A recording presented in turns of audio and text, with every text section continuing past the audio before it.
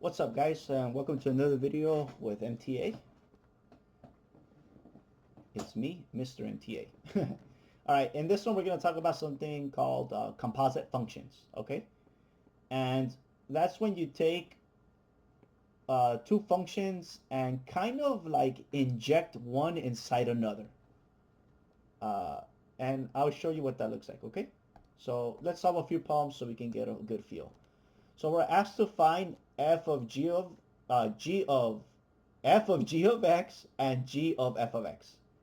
So we need to find f of g of x and g of f of x. Okay? You may be inclined to think that they're equal, but they are absolutely not. They may be, but in general, we cannot say that they are equal. Okay? They can be though, but just because it can doesn't mean it's true for all cases. And we're going to solve number 7 to start off with. So here, number 7, we have the following. F of x is equal to x squared plus 1. And we have g of x is equal to the square root of the quantity x plus 2. I saw a mathematician online on either TikTok or Instagram that says they like to put a little tail at the end of the radical. That way you know that it's the square root of x plus 2. Because if you do this, if you write it sloppy like me, there's two ways that can be interpreted depending on how picky your instructor or your peer is. They could say, hey, I thought that meant square root of x plus 2, or I thought that meant x plus 2, the square root of x plus 2, right? So the person on social media that I found says that they put a little like end tail right here so that we know it's the whole thing. Because if I do this, oh, then I know these two are different. All right. So for the sake of ambiguity, let's just put a little tail so that we know we're taking the square root of the whole thing, not just one term. All right. So let's find f of g of x for number 7. Okay. Feel free to pause it and rewind, guys. And feel free to leave a comment if you need more if you have suggestions, or you can email me on the email I have in the channel. So if you guys have any like problems you want me to solve, and I'll get to them as soon as I can. So f of g of x. Well, here, look at this. We have x here and x here. So f of g of x is going to be the structure of f of x, right? Because instead of x, we have g of x. But what is g of x? The square root of x plus 2. You see what I mean? That I injected the function inside it? Look, instead of it being an x, right? It's a g of x. So instead of where x would be right here, I inject g of x in there. I plant it, right? I compose a new function. All right? So you replace what x would be with the whole function of g of x. And it'll become clear as we do more examples and as we solve this one. So let's find out what f of g of x is. Well, the square root squared, they cancel. So we're left with x plus 2 plus 1, which is simply x plus 3. And that's the first part for number 7. F of g of x is x plus 3. Okay? So I'm just going to call it, I don't want to call it number 1. I'll call it I. Right here, and then I, so I don't have to keep writing it over. So in this case, we solve the first one, which is just x plus 3. So now we have to solve the second part, which is g of f of x.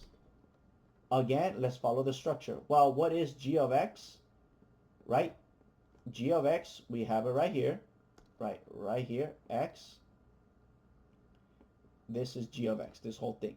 So we're going to take it because that's the function that's on the outside. So we're going to take the function like this. Plus 2. What goes on the inside? Well, instead of x, like it's shown here, x and x, we have f of x.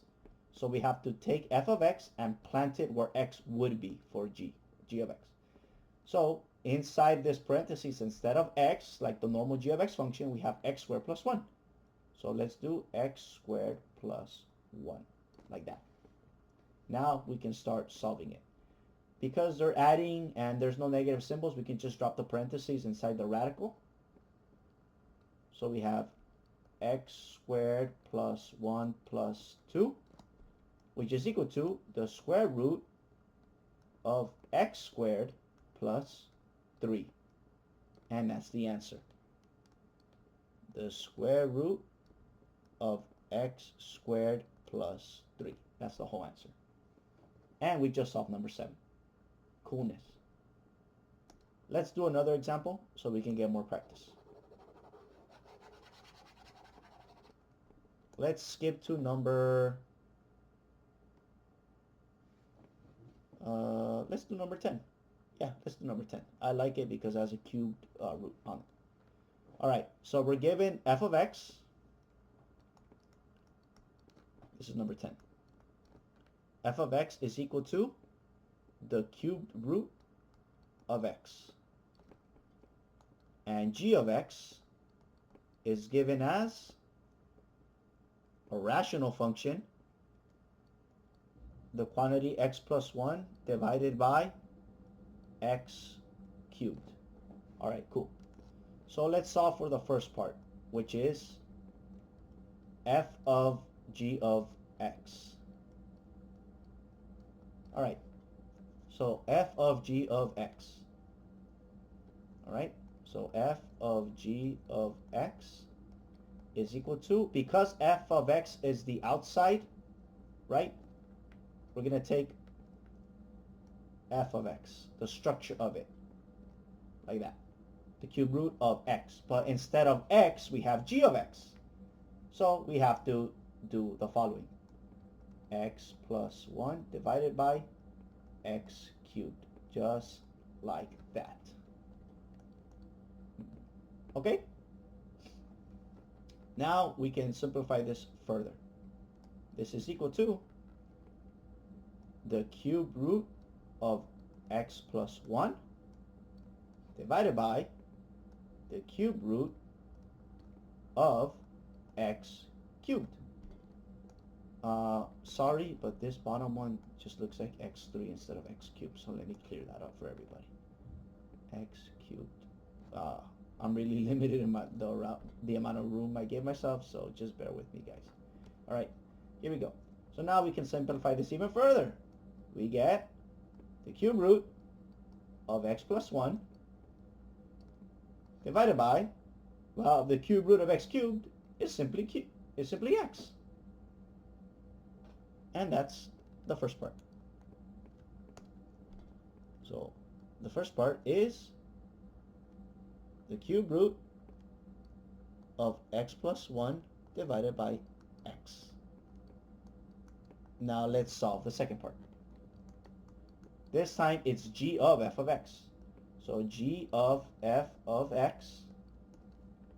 Well, g of x is the outside function, so we're going to take the structure of it. So it's going to be, oh, that's crooked. X plus 1, but I'm going to put parentheses instead because I don't have x on the inside. I have f of x. Divided by x cubed, but instead of x, again, it's f of x. And now we can inject our function f of x into g of x. All right? So first things first is copy the structure of the outside function, and then you could input the inside function. So here we have the cube root of x, like that. And on the bottom, instead of x cubed, it's again the cube root of x, just like that. Awesome possum. Let's keep going. Well, the cube root of x is just the cube root of x. Oh, plus 1 divided by the cube root of x cubed is simply x. So here we have the cube root of x. That's too big. Let me shrink it down a bit.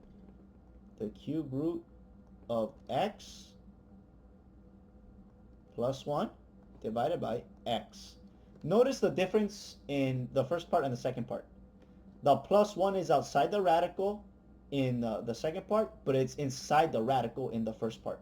These two are not the same. I repeat, they are not the same. Okay? The number 1 in the first one is inside the radical, but the number 1 on the second one, on the numerator, is outside the radical. One's inside, one is outside. They are not the same. Okay? They are not the same. Make sure you write clearly when you have something so similar looking. It's easy to make a mistake here. Okay? You might be inclined to think that they're equal, but they are in fact different. All right?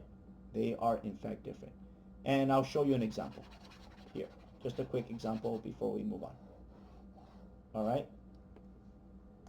I'm going to do an example with numbers. So I have the cube root of, let's say instead of x, I say, you know, let me write x for now, and then I'll show you what I mean by they're different.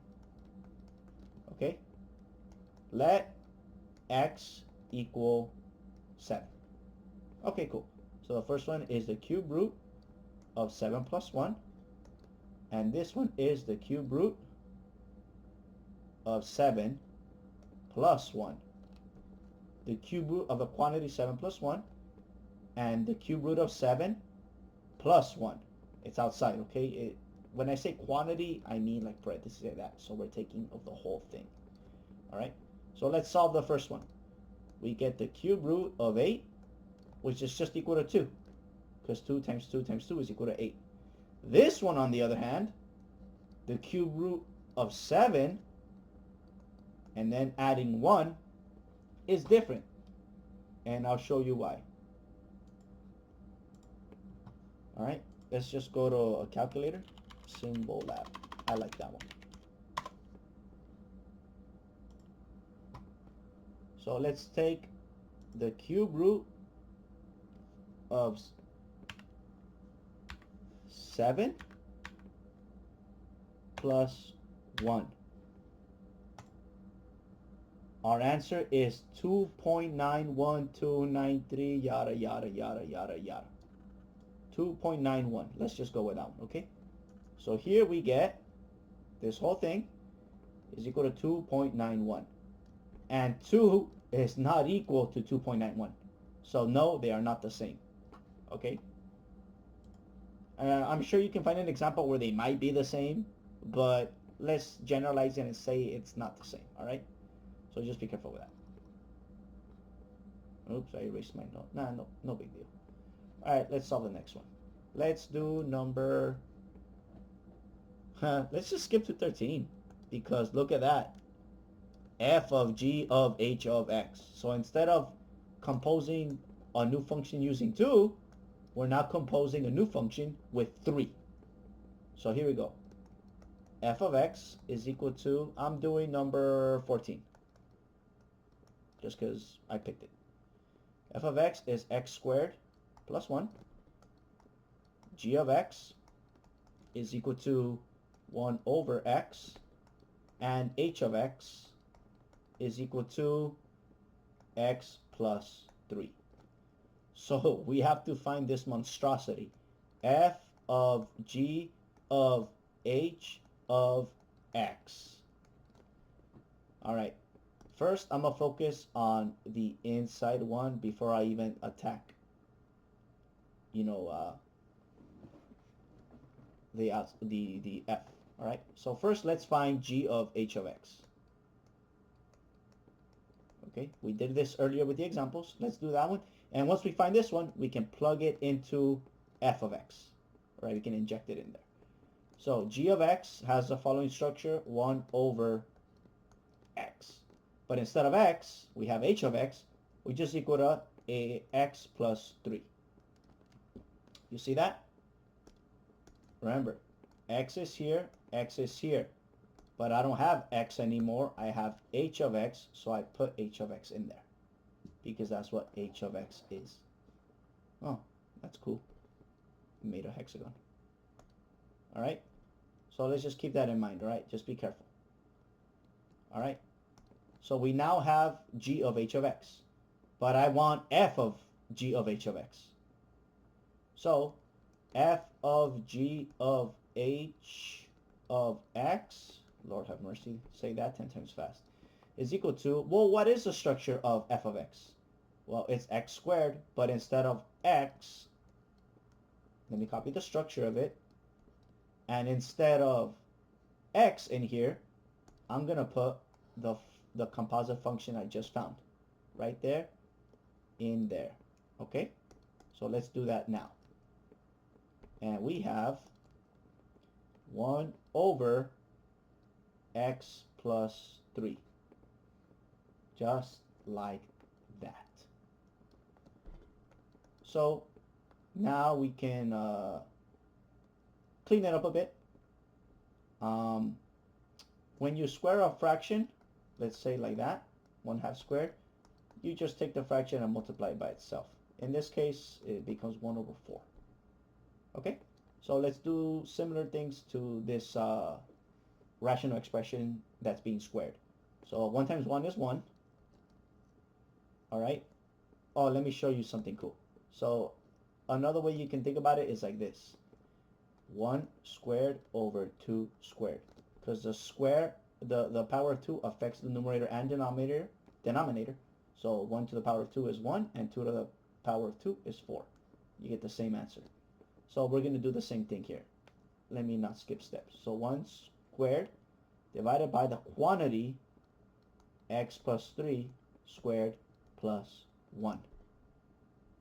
Cool?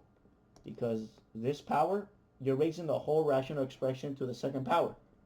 So I'm just going to distribute, in a way kind of distribute the 2, but not really, because distributing is multiplication.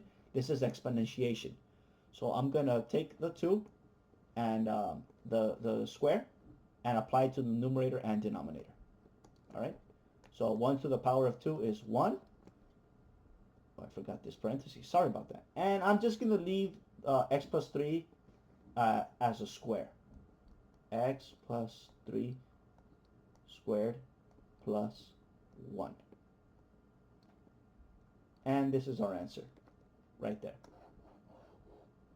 X 1 over the quantity x plus 3 squared plus 1. Okay? Awesome. Just like that. And alright, I think we're good. Yeah. If you guys need any more help, just feel free to leave a comment, like I said, or send me an email to the email provided in the description. You can also find it in the, my channel. So feel free to ask me questions, guys, any clarifications you have. Or if you spot a mistake, that's even better, because that way I learn too. Catch you the next time.